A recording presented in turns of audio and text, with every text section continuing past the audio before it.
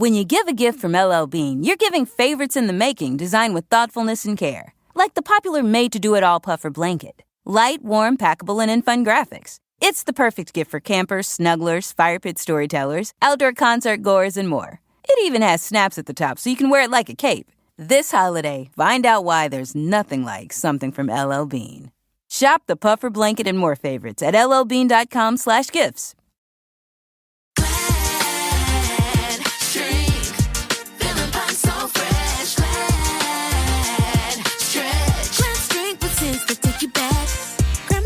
Always smells like pine. She said, get out the chat room and clean mine. Stretch, feeling pine so fresh. The Glad Girl Group coming at you with a throwback jam. That was Glad Force Flex Drawstring Trash Bags featuring Pine Sol Original Scent. And that's better than all good. It's all Glad. Well, hi, and welcome back. My name is Stephanie Safarian, and you're listening to episode 511 of Sustainable Minimalists. This is a listener-supported show about intentional and eco-friendly minimalist living. And what are we doing on today's show? Oh my goodness. Today's show is a closet crash course. We've all been there, right? Some of us more than others. Me more than you, likely. You know what I'm talking about. It's the wasting the time, standing in front of our closets, not knowing what to put on. It's not knowing necessarily what matches, what goes with what. It's throwing something on in the 11th hour and feeling less than your best. Again, I'm in that position an awful lot in my life. Clothes and Stephanie do not tend to mix.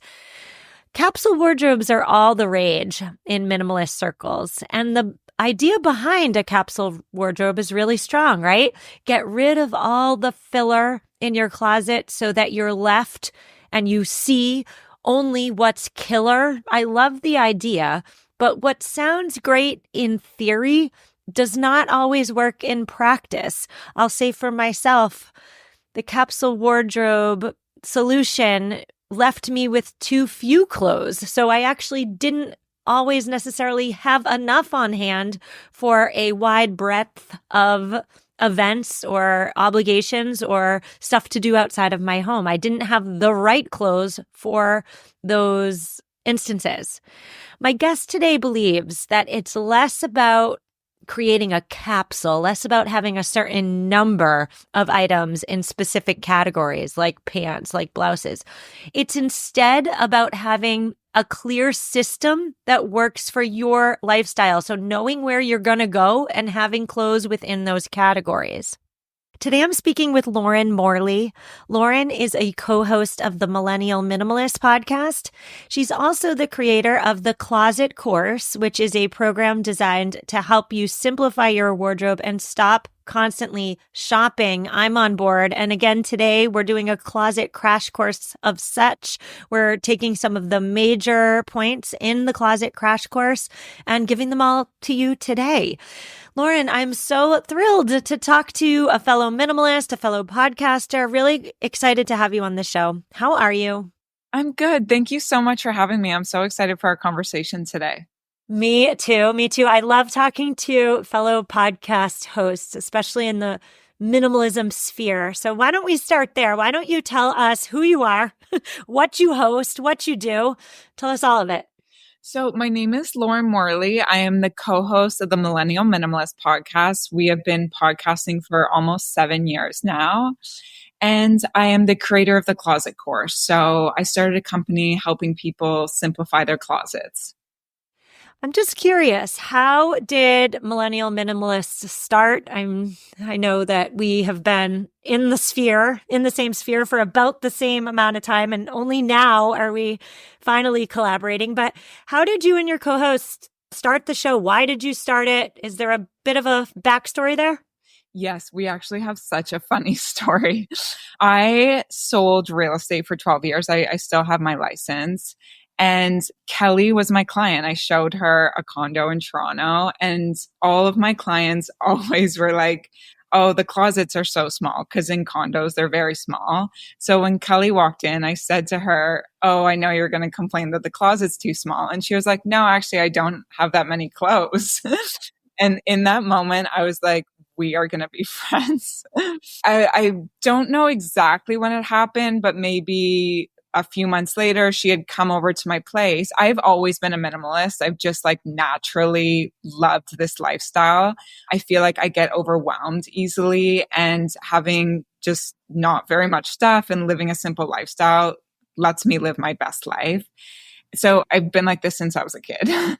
Kelly had come over to my place and she took one look at my condo and was like, "Oh my God, I love your place. It's so simple." And I was like, "Yeah, I'm a minimalist." And she's like, "I want to live this lifestyle." And the two of us ended up going to Italy, I think that summer, just on a fun trip. And she put her phone down and we were in Florence and she was like, "Let's start a podcast on minimalism." And we recorded our first podcast like right there in Florence. And we stuck to it. It will be 7 years this coming summer. That's amazing. That's a really good story. Wow. So we are talking about closets today, and we're talking about simplifying our wardrobes. And whenever I think about simplifying my wardrobe, the next thought I have is capsule wardrobes, because they're all the rage. Everybody wants a capsule wardrobe, but at least for me in practice, like it didn't work and it doesn't work. So where are you in the capsule wardrobe conversation? It sounds great. Let's just have stuff that we can mix and match and it all fits in a drawer and it's lovely. But have you found in your life that that is realistic? Thank you for saying that. The way I try to approach things is if something works for you, stick to it. If you do the capsule wardrobe and you love it, keep at it. That's great. I'm like you. I tried the capsule wardrobe. It did not work for me. And I had to come up with my own solution. And once I did, that's when I launched the closet course. But as a natural minimalist, I still really struggled with my closet, and I struggled with most of the things that people struggle with. I would open my closet doors. I never knew what to wear. I would waste money on clothes I didn't get much use out of. I felt like I put time and effort into my wardrobe and never really loved how I looked. I had one of those nights where I was meeting my friends for dinner and I was trying everything on in my closet, throwing it on the floor, showed up late, didn't feel good in what I was wearing. And I came home to this huge mess and I was like, I need to fix this. Like, I have to get up and go into my closet every single day of my life. Like, I need to simplify this. That's when I first came across the capsule wardrobe. And in theory, I loved it. Like a few simple, high quality pieces that all went together that I could wear anywhere. Like it seemed like a dream. But when I tried to put it into practice, it just didn't work. I felt like I had to buy certain capsule items instead of getting use out of the clothes that I already owned. I felt like I had to find pieces that went with every single thing in my closet, which I felt like was an impossible task. Like some stuff looked nice together while others didn't. And I was always on this, I felt like I was always just trying to do the capsule wardrobe, but never really getting it right. And that's when I decided I was just going to focus on outfits, putting together nice outfits based on my lifestyle and wear them on rotation. I like that. And I'm thinking about my own closet and my own problems. Like I have a lot of them when it comes to my closet. The first one is, like, I'm not a fashionable person. My listeners have heard me say this so many times, but it's true. Like, I don't understand fashion. And yet I still have to dress myself and go out in public and hopefully look somewhat presentable. What would you say to somebody like me who doesn't understand fashion and then by default, when I'm not intentional, I find myself susceptible to just buying all the things that are marketed to me in hopes of, getting the fashion gene, the fashion trait that I don't have. So what would you say to me? Okay, I absolutely love this question. And thank you for sharing your wardrobe struggles. I love hearing what people are struggling with. First of all, I am by no means like trying to approach high fashion or like trends. Like I don't really understand it either. Like I don't get it. I've always gravitated towards more of a classic, timeless look. That's my personal style. And I think a lot of people feel like, oh, I'm not stylish. I don't know what my style is. But you just have to pay a little bit of attention to it. And you need to think about the times where you're out in public or you run into a friend or maybe you're on social media or watching a movie and you see someone in an outfit and you're like, oh my God, I love that outfit. That looks so great. That's something I would love to put together or wear. Like that really is your true style. It's what you're naturally drawn to or what you gravitate towards. And I think in your case, it would be finding that outfit inspiration. So finding just kind of representation of what you think looks nice and then piecing together outfits based on those examples. Like maybe it doesn't come naturally to you to put together an outfit or style it, but you can definitely take style elements or replicate an outfit that you see. I always tell people start with the clothes in your closet. Try to put together the outfits out of the clothes in your closet. A lot of my clients, we've just been able to work with their closet, which is great. And then there are times where maybe you need to bring in one or two pieces or a few pieces just to finish off all of the looks. I like that. I'll say for me too, like I tend to be a timeless and classic dresser as well. Well-fitting clothes.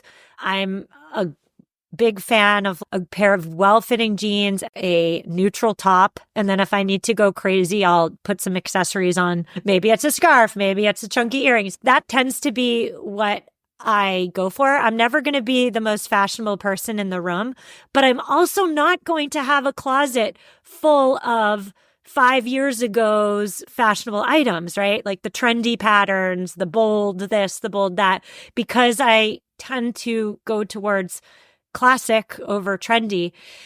But that brings me to the decluttering piece, because here in the United States, at least, it's almost a tongue-in-cheek little joke that all women love to shop for clothes and we need the big closet. And even on television, on reality shows, it's a given that the woman is going to have this crazy, overstuffed closet. It's just assumed that's the norm. And yet, if that was the norm, then a simple decluttering, a simple organizing would solve our problems. And if having a lot of clothes was the solution, none of us would have trouble getting dressed. Having a lot of trendy stuff doesn't seem to be the solution to me. And also, decluttering the closet doesn't seem to solve the getting dressed problem. So why? Why is it that just getting rid of the excess, getting rid of last year's trendy items, why does just decluttering the closet on the regular not solve the problems associated with getting dressed? Yes, this is such a great question. And I say this, if you declutter your closet more than once, like you need a better system, because you should not be taking bags of clothes out of your closet on a consistent basis or even on a yearly basis. Like once you get your closet in order and simplify it, you may donate a piece or sell a piece or discard a piece when it wears out, but it should not be like bags of clothes. I also think that we believe if we have this beautiful, color coordinated, organized by section closet, it'll make it so much easier to get ready, which to a degree, it's nice to be able to see the pieces. But what it doesn't solve, it's that age-old meme. I've been shopping my whole life and I have nothing to wear. You have to put in the time to figure out the clothes and the outfits that you need for your current life and what you need to be dressed for. And then you need to figure out which pieces look best together. So instead of waking up every single morning and trying to style an outfit, a lot of us just feel overwhelmed when we get out the door. So we just wear the same few things and then we just buy new stuff if an event comes up or we're going on a trip, because we don't want to have to go through our closet. But by taking the time and actually writing down what you need clothes for, what does your social life look like? What are you doing on the weekend? What does your work life look like? How do you need to be dressed for work? And putting together outfits based on those occasions, you will be able to open your closet and know what goes with what and what to put on based on where you're going. just getting rid of stuff that you don't really like or doesn't really fit anymore isn't going to make your mornings easier or help you identify what you actually need to bring into your closet or what pieces look best together. Okay. That tip right there, Lauren, is so key. I never thought of it. Like, oh my God, yes, I need to write down where I'm going and what to wear for it. I've said on the podcast before that if the dress code is obvious, like a wedding, let's say, or I don't know, name something where the dress code is obvious, I feel confident. But in situations with ambiguous dress codes, that's where I really struggle. So I can totally see how listing out, okay, where are the places you generally go? I'm thinking for me, church has one set of clothing. The dinner dates that my husband and I very occasionally go on, that's maybe a set of clothing. And then my everyday clothing, like I work and live at home for the most part. I do not need to have a full wardrobe of business casual for 90% of my life. So I really love and appreciate that tip. But then how would writing out where you're going or where you generally go and what type of clothes you need for it, how would that eliminate the possibility that when I have to go to some random thing, like I don't have the clothes that I need? And I'll give you an example. My kids had back to school night at school. And that is one of those ambiguous dress code situations in which I can't wear my yoga pants because then I'll look like the frumpy, doesn't care about her appearance mom. But I also do not need to wear stiletto heels and perfectly tailored pants and a blazer. It's that middle of the road. What do I wear so that I fit in socially and look presentable and competent, but don't look like I'm overdoing it, trying too hard, not know what I'm doing? What would I do in that situation? Stephanie, I'm loving these questions. No, this is perfect. So the way I teach it is I get people to put together casual outfits and dressy outfits. So dressy can be dressier. It could just be like a nice blouse and jeans all the way to a nice dress that you would wear to a wedding. And casual can be, just a home and leggings and a warm sweater or something you would wear to run errands. So putting together casual looks and dressy looks.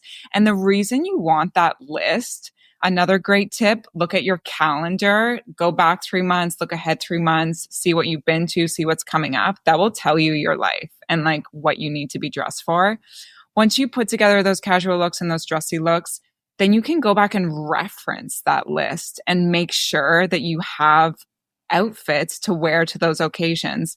So for instance, you could go into your closet and try on your jeans and your sweaters and your boots and see which pieces look best together. And then when that back to school night comes up, you're like, okay, this is something I need to wear something a little bit more put together. I have a few dressy outfits. I'm going to put one on. I don't have to overthink it. Oh, I think you might be changing my life. Honestly, and I don't say that lightly. This is very helpful to me as somebody who needs to leave the house and wear clothes, but doesn't know how to fit in fashionably. Okay, so you promote the idea of a 20 outfit wardrobe. Can you talk to me a little bit more about what that looks and how I could implement it? I mean, you've never seen my closet, so where would I start? I've been doing this for a couple of years now, teaching the closet course, almost 2 years. And I realized that 20 was that perfect number. Obviously, you can have less than 20 outfits or you can have more. If you do live in a climate with more than one season, like warm months or cold months, I do suggest having 20 outfits for the warmer months and 20 outfits for the colder months. This is not an exact number. You can have more or less. If you aspire to be more of a minimalist like you and I, you can just have those 20 outfits. If you want to have a larger closet, you can have your 20 go-to outfits.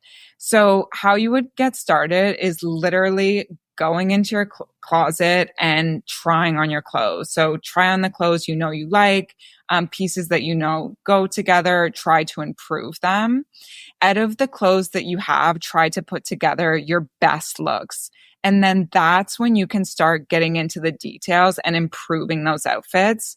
And when you do that, you're not shopping like blindly anymore. You get very specific about what you need and what could improve and elevate your look, as opposed to just going into the store and buying pieces at random.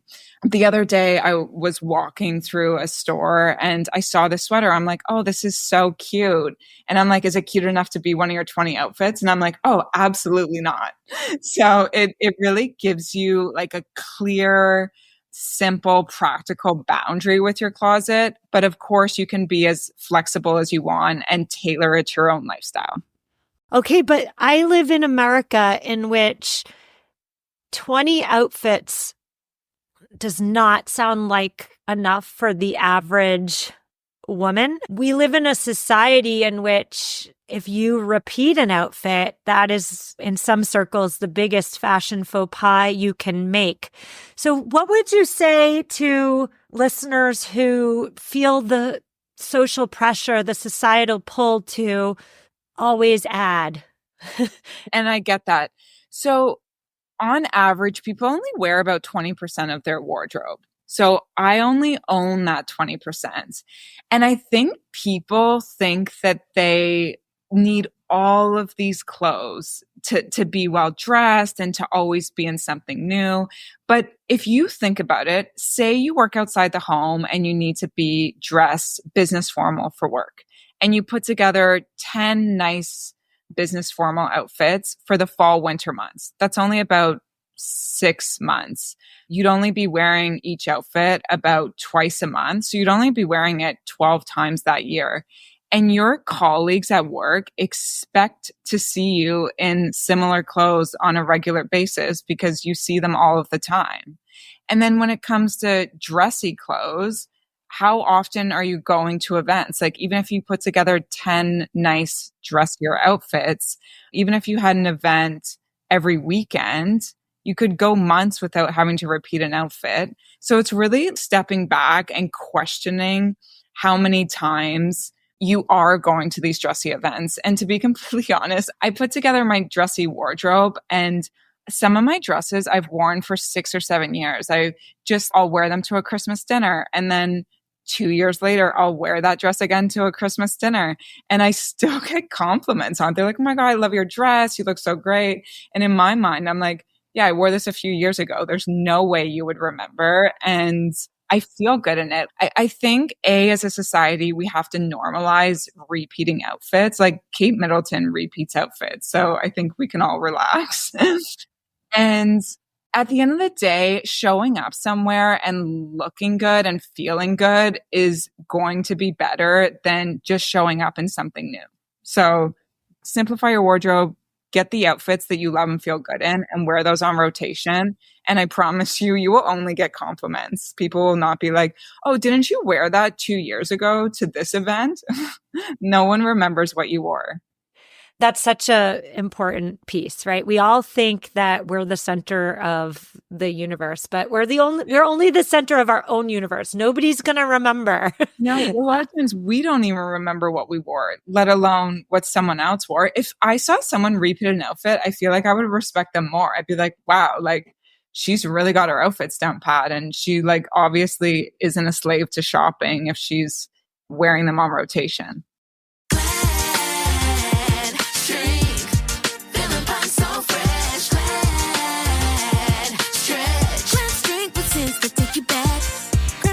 Always smells like pine. She said, get out the chat room and clean mine. Stretch, feeling pine so fresh. The Glad Girl Group coming at you with that throwback jam. That was Glad Force Flex Drawstring Trash Bags featuring Pine Sol Original Scent. And that's better than all good. It's all Glad. Did you know adults with financial literacy skills have 82% more wealth than those who don't? From swimming lessons to piano classes, as parents, we invest in so many things to enrich our kids' lives. But how much are we investing in their future financial success? With Greenlight, you can teach your kids essential skills like earning, saving, and investing, giving them the tools for financial confidence. This investment costs less than an after-school treat at Starbucks. Start prioritizing their financial education today with Greenlight. Invest in their future at greenlight.com/podcast. How do you feel when you switch to Geico and save on your car insurance? It's like finishing your laundry and successfully matching all your daughter's baby socks together on the first try. Let's see. Panda socks, fire truck socks, socks with those cute little strawberries on them. You matched each and every one of those tiny socks. I mean, has this ever happened in the history of laundry? And a penguin wearing a cowboy hat socks. Done. Enjoy the moment, Dad. You've earned it. Yep, switching and saving with Geico feels just like that. Get more with Geico. Okay, so I know you have a lot of tips in the closet course that we're not going to touch on today, but I just have I don't know, it's not even a question. Maybe a question will form itself as I talk, but I'm going to just give you something I'm struggling with, which is that, so I have one sister and she is incredibly fashionable. She looks like $1,000,000 every time she leaves the house. Even sometimes when she's in her own house, just like she is. Marissa, if you're listening, you are A+ in the fashion realm. And then I have friends too who are always looking fierce. They will buy new outfits to wear on vacation, just the one time. Like they're always just on point. As a minimalist, as somebody who's dedicated to intentional living, like I don't want to always be buying new stuff. I want to wear my stuff more often. I don't see environmental benefits. I only see environmental degradation in terms of just buying, staying on with the trend cycle. But when I'm with these fashionable people, and again, this is just me being honest, I feel less than. I feel like I'm not part of the herd. I'm not part of the group. And again, saying that out loud sounds so stupid, but in the moment, I am a big personality, vibrant, confident person. But in these fashion situations in which I'm clearly not dressed appropriately, it dims my light. I don't know what the question is there. Maybe the question is just, do you have any thoughts for me?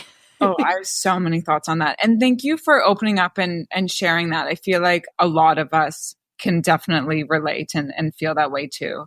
For starters, people who love fashion and want to shop, like all the power to you. I'm not going after anyone. I'm just trying to help people who are like, I want to feel more put together. I don't want to shop as much. And I want to be able to get ready easier. What I would say to that is you can build this wardrobe of your dreams and create this wardrobe of your dreams. And you can start with just one outfit. If you went into your closet and you really took a little bit of time and found what pieces worked best together and styled them, and when you went out to those occasions, you wore that outfit that you felt really good in, you would not feel subpar to them. Like you'd be like, yeah, they look great. I look great. Let's talk about something more interesting. So you can definitely still enjoy fashion, feel good, and have a very pared down closet. I think when it comes to vacations and those special events too, you can still buy a beautiful sundress or like a swimsuit cover, but just use it for longer. Like I think that we get so caught up in like always having new stuff and that shiny object. Whereas myself personally, like I bring myself back to that place where I'm like, it's just not where I want to put my time and my energy and my money. I have put together these outfits that I feel good in. They fit my lifestyle. They're versatile. And when these occasions come up, I have something to wear that I do feel good in. And then I get to spend my money and time elsewhere. Like I've been on that fashion roller coaster where I remember when I first moved to Toronto, because I grew up in a smaller city. And when I came here, I felt like everyone was so well dressed and so trendy. And I like had to keep up with it. I got to a place where I was like, that's just not who I want to be. I don't want to spend my time constantly shopping and trying stuff on and returning stuff and buying the latest trend. I just want to find pieces that I look good in and I feel good in and make that my wardrobe and tweak it as I feel necessary. But I just don't want to be on this endless train of fashion and consumerism, because at the end of the day, like I have the pieces that I feel good in, and it's a lot of work to go and try new pieces, and I might not even like them any more than the stuff that I have now. Yes, I appreciate that answer. And I guess I'll just say, as you're talking, I'm thinking about how, for me, if I'm in a group of women and I feel less than because of the clothes that are adorning my body, more clothes are not going to solve that problem or trendier clothes or whatever. The problem is within me. Like adding more stuff to my external person is not going to solve the internal feeling of lack I have. So I would just tell myself and anybody else who may struggle with this, oh, that's like a little sign. Oh, let's go inside and let's pull that thread. Let's pick at that a little bit and see what's behind that. Why do I feel like if I don't fit in physically, externally with others, what is that telling me about myself, I guess? Let's use that as a learning or an exploring moment. But I want to talk to you about the trend cycle because, again, the trend cycle was not created for our benefit. It was not created to improve our lives. The fashion trend cycle was designed at its incredible speed rate of cycling to make us constant consumers. So we're always buying new to stay up with the trends. It does not benefit our wallets. It does not benefit our closets. We have a finite amount of space. It certainly does not benefit the planet. The fashion industry is the second largest polluter in the world. What do you say to listeners who are on board? They want less. They want to feel confident. They want to save their money. They want to not keep buying fast fashion, but they feel like the trend cycle is just pushing them towards constant garment purchasing. What do you say to that? Yes. So there's a few things you can do in this situation. The good news is that trends are a cycle and they come and they go and then they come back. So the beauty is that if skinny jeans aren't in right now and you buy a straight cut or a wider leg, don't throw out your skinny jeans because they will be back. And then if you feel that need to, be of the time, which is completely fine, rotating through the trends as opposed to throwing out and getting new. Like I have a storage container of clothes and it's small. I keep my one-offs and the pieces that maybe aren't super trendy right now. So you can definitely just cycle through the trends with your own clothes. A second tip is once your clothes start to wear out or fade, or they're at the point where you need to purchase a new piece, that's a time where you could introduce something maybe more of the time or more trendy.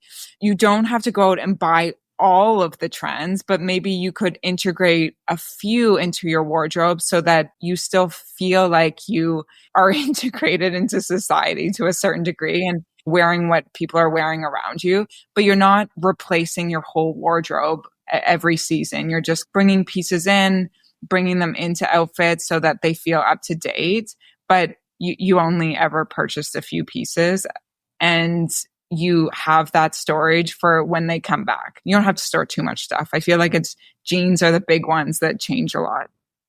Jeans. Oh man. I just had an episode come out on jeans.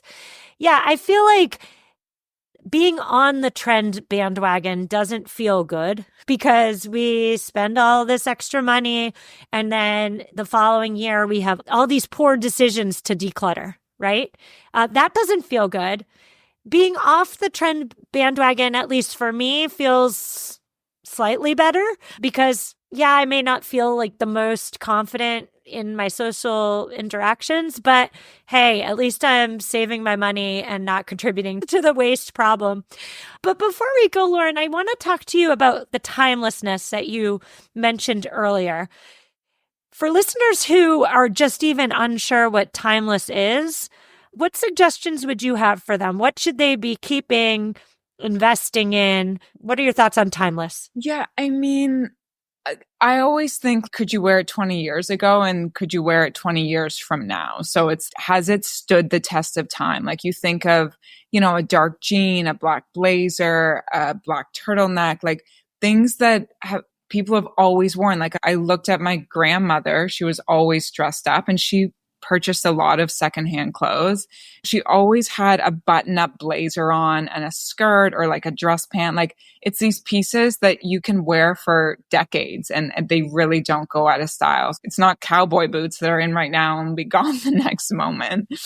For myself, like I said, I love a dark jean, neutral colors. I love turtlenecks and cashmere sweaters, just more simple style, but put together and just done well. So taking that time and like styling it with a belt or statement pieces or jewelry, but sticking to neutral colors and just pieces that have been with us. If you look back throughout history, the classic black dress pants, and then bringing in color or patterns where you see fit or that you like and you like the way that you look in. Okay, but one more question about pants. We keep changing cut of pants, which means really difficult, hard things for me as a fashion challenged person. If I was going to go buy a pair of pants tomorrow, should they be wide leg? Should they be boot cut? Should they be skinny? I just don't know. Any thoughts there of what's going to stand the test of time 20 years from now? A more straight leg jean has been popular throughout history because it's not as extreme as like a skinny jean or a wider leg jean. Just like a more straight cut you can get away with regardless of what the trend is at the time. And my personal opinion is that I think a jean looks best based on the outfit. So I always tell people to balance out the volume when you're getting dressed. So if you have a wider legged jean, it's better to wear a more fitted top. You don't want to look frumpy or like your outfit has swallowed you. Like you want to balance the volume. But if you're wearing a more flowy top or like a bigger chunky knit sweater, having a more fitted jean just makes the outfit look nicer. I know that skinny jeans are out right now, but you can wear them with riding boots. That's in right now. So if you have riding boots, then you can get away with still wearing the skinny jean if you still want to be on trend. So there's like ways you can work around it. But if you want to stick with a classic jean, I suggest a straight leg. It's not really extreme either way. That's a great tip. Thank you. I will be implementing that very soon. Yeah, I guess I'll just say too, being confident in what you're wearing is the most attractive thing. So when in doubt, don't let the trends tell you what you should be wearing. Wear what feels good and what you feel good in, right? Because when you feel good, you shine. Less about what the trends are telling you should be wearing and more about what you feel good in. So, Lauren, I want to hear more about what's in the closet course that we didn't talk about and where we can find it. But I also want to know where we can find your podcast, Millennial Minimalists. Yes, I will go into that. I just want to say quickly to touch on your past comment.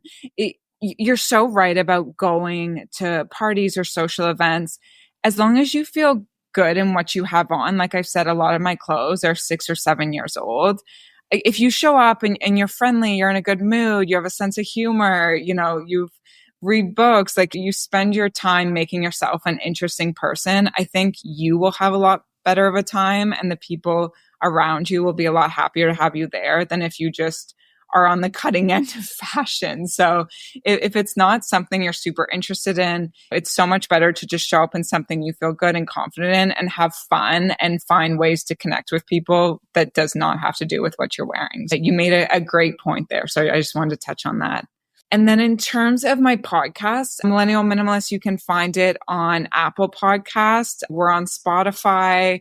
My co-host Kelly and I dive into all things minimalism. And my course is on theclosetcourse.com. It's 1 hour. It's self-guided, takes you step by step, figuring out what your actual clothing needs are, putting together the outfits, referencing the outfits, knowing what pieces to bring in if necessary, finding your outfit inspiration. I also have a free download on my website, theclosetcourse.com. It just has 3 easy steps that you can implement to start simplifying your closet today. Okay, I'm going right now to your site because I think I need all of it. I just want to thank you so much for coming on the show, Lauren. I learned an awful lot and your passion really shines through. So thank you so much. Oh, thank you so much, Stephanie. This was so much fun. Listeners, that's a wrap, my friends. Everything you need to know that we discussed today is in the show notes at mamaminimalist.com/511. Thinking about Christmas break, I am putting out one episode in the next 2 weeks, and it is only for subscribers.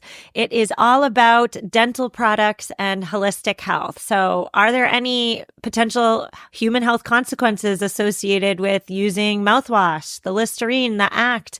How about using the eco-friendly products like the bamboo toothbrushes, let's say, or the silk floss that's not ADA, American Dental Association certified? What about the x-rays at the dental office or the mercury in your fillings? These are all things. Oh, and of course, we talk about fluoride too. Fluoride is a hot topic, is it not, here in America at the moment? So we're talking about non-toxic living as it pertains to oral health. That's a subscriber-only episode. It's coming out next week. If you're interested in that, you need to subscribe to the show for $5 a month on Apple Podcasts or on Substack, and you will be primed and ready to get that episode. Thank you so much. It's not just about getting these subscriber-only episodes. And by the way, the show is moving to a subscriber-only model in 2025, hint, hint. But it's not just about that. It's also about keeping this show's lights on. I mean, if you are listening to this episode, you hear it's chock full of ads, right? It's chock full. If you want to support the show, not listen to ads, and get subscriber only episodes, subscribing is the way to go. So thank you so much if you can support the show financially. If you can't, I certainly understand times are tight and times are uncertain, frankly. If you can't support the show financially with $5 a month at this time, again, I understand. Maybe perhaps you leave it a review and you can show your support that way. I would be so grateful. I wish you all a wonderful Christmas if you celebrate, a wonderful holiday season with your families, and I'll see you in 2025. Take care. Life can throw a lot your way in the morning. You might be battling drop-off times, while your kids are battling imaginary monsters or their shoelaces. But no matter what life brings, Life cereal puts a smile on everyone's face. With 24 grams of whole grains and unexpected sweetness in every serving, it's sure to please even the pickiest eaters. Help start your mornings with Life cereal. I really love my life. Parents, did you know that only 50% of U.S. adults are financially literate? Millions of people don't fully understand how to manage money, and it's up to you to not let your kids grow up into that statistic. With Greenlight's educational money app and parent-controlled debit card, you can teach them how to earn, save, and invest wisely. The earlier they learn, the better prepared they'll be to manage their money and build a financially secure life. Give your kids the financial edge they need. Sign up for Greenlight today at greenlight.com/podcast. That's greenlight.com/podcast.